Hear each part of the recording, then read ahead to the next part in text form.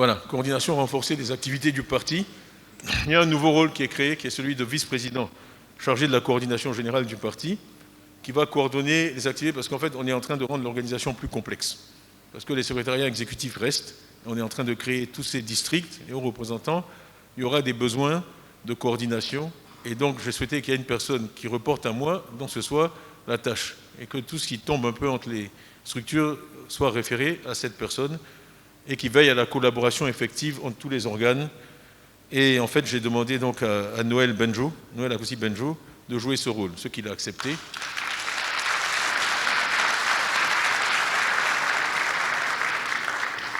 Donc c'est un homme que vous connaissez tous, qui est un homme d'expérience, et aussi j'apprécie le fait qu'il apporte quand même son expérience du privé, d'entreprise et du management d'organisation assez complexe. Donc il va savoir comment naviguer entre toutes ces entités qu'on a créées. Donc ça, c'est un des rôles qu'il va jouer. Vous allez voir, il en jouera encore d'autres par la suite.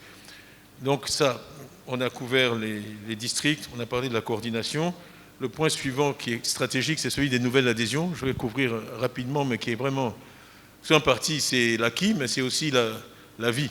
Il faut qu'on ait du sang nouveau, il faut qu'on soit capable d'attirer des Ivoiriens. Et ça, c'est une bonne mesure du succès. Un parti qui n'arrive pas à attirer de nouveaux membres, c'est un parti qui, petit à petit, va mourir. Donc c'est quelque chose que je veux suivre et que je suis déjà. Vous avez vu, peut-être j'étais à Port-Boué le 2 mars. Bon, c'est quelque chose où je m'implique personnellement parce que c'est important pour l'avenir du parti. Donc, j'ai le plaisir de vous dire l'opération qu'on a lancée le 16 janvier. On a eu 4000 nouveaux adhérents en 7 jours avec plus de 60% de moins de 50 ans. Et il faut vraiment les voir. Les gens viennent, ils s'assoient sous les tentes, il fait chaud, c'est difficile, ils font la queue et puis ils nous donnent leur argent. C'est quand même quelque chose de remarquable. Ils nous font vraiment confiance. Et bon, après, c'est à nous de mériter cette confiance. On a dépassé maintenant les 8000 adhérents. J'ai vu Séraphin. Séraphin est là, c'est lui qui s'occupe de ça de très près. 8000, franchement, c'est pas mal. Ça, c'est simplement sur Abidjan. Donc, on est parti là à Port-Boué. Je ne sais pas. Et nous, on va avoir combien à Port-Boué? Combien? 4000 à 5000, dit Port-Boué. Bon. Bon. Je ne vais pas demander à chacun de faire une prédiction, mais bon, j'espère qu'on va arriver à ces niveaux-là, parce que franchement, c'est une transformation pour le parti, en termes de sang nouveau, hein, des jeunes, des cadres. Il y avait 1000 cadres sur les 4000, ça j'ai vu. Donc des gens qui vraiment peuvent contribuer, sur qui on peut s'appuyer, c'est une nouvelle ressource pour le parti. Mais aussi, en termes financiers, je ne sais pas où est mes sous, mais ce n'est pas négligeable, hein, la contribution de ces cotisations. Et surtout, elles sont récurrentes, si on arrive à les motiver. Donc, c'est des ressources sur lesquelles on peut compter d'année en année où on est dépendant de personne, à part de nos militants. Donc, vraiment, c'est une priorité pour moi. Et j'ai demandé au vice-président Ezalé, qui va rejoindre mon cabinet, avec cette responsabilité particulière, de s'occuper de ce sujet et de s'assurer qu'on a les chiffres qu'on veut. Donc, pas de pression, Georges, mais bon, tout le monde te regarde. Ça va être une mission importante. Donc, voilà, pour les nouvelles adhésions, je vais parler un peu du programme maintenant. Si on peut avoir la page suivante. Le développement d'un projet commun. On peut passer à la page suivante également. Voilà. Donc, ce qu'on a fait, en fait, c'est des groupes de travail. Bon, je sais qu'on a les commissions nationales techniques, mais on a essayé de synthétiser, de remonter à un niveau un peu plus élevé, avec 5 ou 6 thèmes.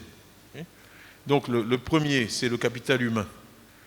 Donc, j'ai fait mon commentaire d'ouverture sur l'éducation, la priorité que le PDCI met là-dessus. Pour moi, s'il y a 2 choses qui devaient définir notre parti, ce serait le capital humain et puis la paix.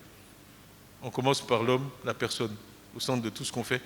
C'est la philosophie du parti depuis toujours, puis le président Oufoué, poursuivi par le président Bédier.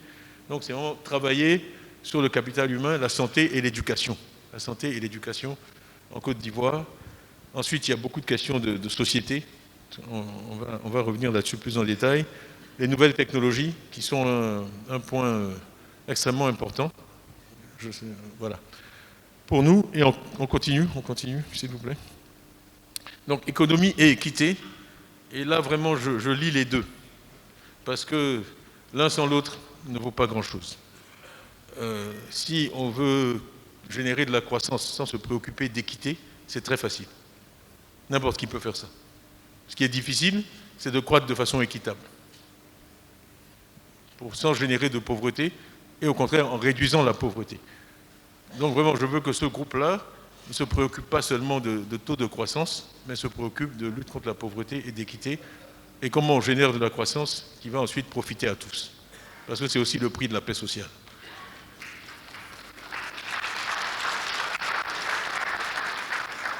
Bon. Développement durable, c'est important. On ne peut pas se développer simplement en consommant des ressources. Ce qui est arrivé à la forêt, c'est malheureux. Et derrière ça, il y a des questions de productivité. Et trop souvent, on s'est concentré sur la production. Si vous accroissez la production sans améliorer la productivité, vous consommez des ressources. Et à un moment ou à un autre, vous n'avez plus de terre, vous n'avez plus de forêt, et vous êtes au bout de la course, à la frontière de la Guinée, et puis vous commencez à aller faire du cacao en Guinée. C'est ce qu'on voit aujourd'hui. Donc le développement durable, il doit se faire à l'intérieur des frontières, dans la qualité. La qualité du développement, ce n'est pas juste la quantité. C'est la qualité du développement et il doit être soutenable. Ensuite, j'ai mis paix et sécurité, notre frère Youssouf Bamba, parce que sans paix à l'intérieur ni paix à l'extérieur, on ne peut rien construire, et que ça doit vraiment être l'objet d'une réflexion particulière, parce que j'ai dit, pour moi, la Côte d'Ivoire n'a pas d'autre option que d'être en paix avec ses voisins. On n'a pas d'autre option que d'être en paix avec nos voisins. Parce que ça a toujours été la philosophie du PDCI, et ce n'est pas facile, ça ne va pas de soi. Ça demande des efforts, ça demande des concessions. Parce que si on veut toujours gagner, à la fin on finit par tout perdre. Ce qui dure, c'est des arrangements où chacun gagne. Au niveau du secrétariat exécutif, on va faire un changement avec donc un nouveau secrétaire exécutif en chef, si on peut avoir le slide. Le suivant. Allez, voilà.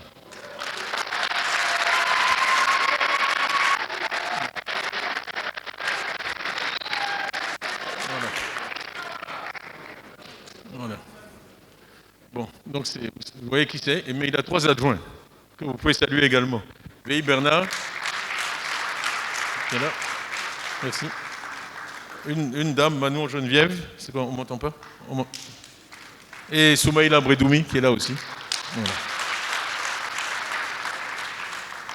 Qui garde le porte-parole là. Si vous regardez le secrétariat exécutif, il y a 2 types de fonctions.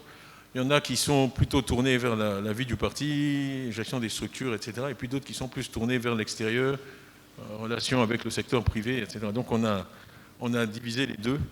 Et je pense qu'on a une bonne équipe là. On a aussi pris en compte l'équilibre régional et des choses. Et aussi les gens, on est content d'avoir une femme. On aurait voulu en avoir plus, mais bon, c'est un début. J'avais dit que j'essaierais de faire la promotion des femmes, on s'y emploie. Donc Madame Manon, merci d'avoir accepté. Docteur Veilly aussi Bernard, merci d'avoir accepté. Et Bredoumi Soumaïla, merci d'avoir accepté. Vous savez, quand vous faites ces choses-là, il y a toujours un moment délicat. C'est quand vous proposez et puis vous attendez si les gens vont dire oui ou pas. Ou non, c'est pas obligatoire. Donc je leur suis reconnaissant d'avoir accepté de continuer à servir le parti dans ces rôles. Donc on va vous passer rapidement la liste des secrétaires exécutifs. Voilà. Donc on a vous pouvez les applaudir, Nkoumou Mobio, Ojac, Jean-Marc Yassé, Jean-Louis Billon, qui a communiqué ses excuses. Il dit qu'il est à Cotonou aujourd'hui, donc il ne pouvait pas être là. Jean-Louis Billon, Maître Blessy, Dia Oufoué, oui, je l'ai vu là-bas, oui. Simondo, Kwame Yao Séraphin, que j'ai salué. Et on continue. On continue, la page suivante, s'il vous plaît. Voilà, donc Mathias, Yapo Kalis, Koulibaly Doulaye, est-ce qu'il est là? Je ne l'ai pas vu. Non. Voici le noir. Vous connaissez tous ces noms. On a une autre dame, Madame Di, au niveau des femmes. Voilà. Notre aîné Kwame Kra, qui a aussi une fonction importante en plus des autres sur la diaspora et les militants de l'extérieur. Merci encore. Continuez. Voilà. Donc les nouvelles technologies, j'en ai parlé. On a Madame Diaye à la cohésion, solidarité. Quoi. On m'entend pas? Si, je crois qu'on m'entend. Merci. Bon, Papa Nouveau sur les confessions religieuses. Quadio Martin qui s'occupait déjà de la chefferie. Guessin Eugène sur le Parlement. Et je crois qu'avec ça, on a fini. Donc voilà l'équipe.